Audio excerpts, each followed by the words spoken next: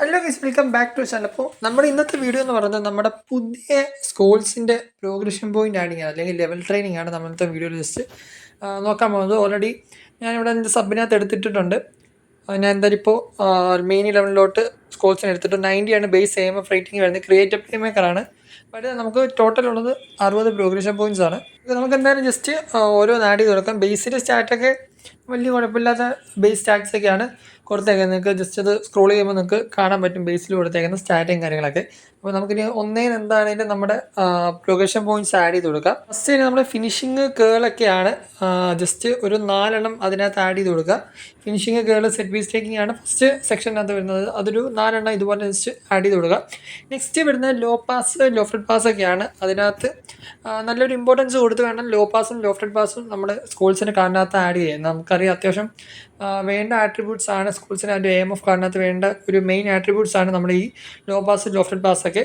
അപ്പോൾ ജസ്റ്റ് ഒരു 8 നിങ്ങൾ പാസിങ്ങിൽ നിങ്ങൾക്ക് ആട്രിബ്യൂട്ട്സിന് പാസിങ് ആട്രിബ്യൂട്ട്സിനകത്ത് നിങ്ങൾ ജസ്റ്റ് ആഡ് ചെയ്ത് കൊടുക്കുക. ഫസ്റ്റ് ഫിനിഷിങ്ങിൻ്റെ 4 സെക്കൻഡ് ലോ പാസിനകത്ത് ഒരു 8 ആഡ് ചെയ്ത് കൊടുക്കുക.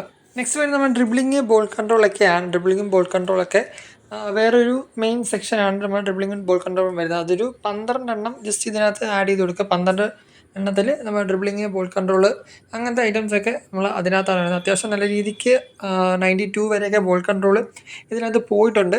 പിന്നെ നമുക്ക് അറ്റാക്ക് അവയർനെസ് സ്പീഡും ആ കേസൊക്കെയാണ് എന്നുവെച്ചാൽ ആക്സലേഷനും കാര്യങ്ങളൊക്കെയാണ്. ബാലൻസ് ഒക്കെ ഇതിനകത്താണ് ഇൻക്ലൂഡ് ആയി വരുന്നത്. ജസ്റ്റ് ഒരു 8 അതിനകത്തും കൂടെ ആഡ് ചെയ്ത് കൊടുക്കുക. കാരണം അത്യാവശ്യം സ്പീഡും കാര്യങ്ങളൊക്കെ ഒരു ആക്സലേറ്റ് ചെയ്ത് പോകാനൊക്കെ ഉള്ളൊരു ഇത് അതിനകത്ത് വേണം. പിന്നെ കിക്കിംഗ് പവർ നമ്മുടെ സ്പീഡും കാര്യങ്ങളൊക്കെയാണ്. ബാക്കിയുള്ള ബാലൻസ് ഉള്ള എല്ലാം ആ ഒരു കിക്കിംഗ് പവറും അതിനകത്ത് ജസ്റ്റ് ഒന്ന് ആഡ് ചെയ്ത് കൊടുക്കുക. മെയിൻ സ്റ്റാറ്റ് നിങ്ങൾ നോക്കുമ്പോൾ നിങ്ങൾക്ക് കാണാൻ പറ്റും അത്യാവശ്യം കുഴപ്പമില്ലാത്ത രീതിക്കുള്ള സ്റ്റാറ്റും കാര്യങ്ങളും വന്നിട്ടുണ്ട് അതിനകത്ത്. ആക്സലേഷൻ ആണെങ്കിലും കിക്കിംഗ് പവർ ആണെങ്കിലും പിന്നെ ആ രീതിക്കുള്ള എല്ലാ പരിപാടികളും ജസ്റ്റ് അതിനകത്ത് വന്നിട്ടുണ്ട്. നിങ്ങൾക്ക് ഈ ഒരു ഇമേജ് കാണുമ്പോൾ നിങ്ങൾക്ക് മനസ്സിലാവും മെയിൻ ആട്രിബ്യൂട്ട്സ് ആണ് ഇതിനകത്ത്.